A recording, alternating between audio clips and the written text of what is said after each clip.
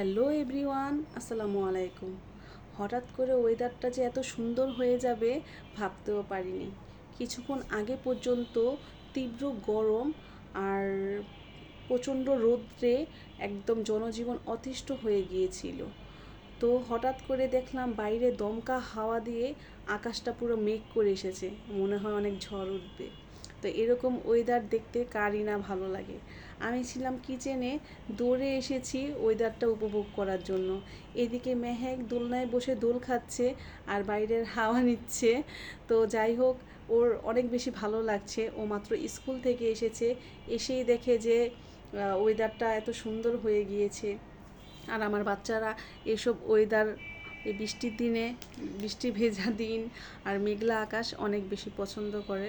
তো আমিও চলে এলাম আপনাদের সাথে শেয়ার করার জন্য যে আমার বাড়ির বারান্দা থেকে বাইরের অপরূপ এই সৌন্দর্যটা তুলে ধরলাম, যে কেমন দেখা যায় সেটাই আপনাদের দেখানোর জন্য। তো যাই হোক, এখন আবার মেহেকের দোল খাওয়া শেষ হয়ে গিয়েছে।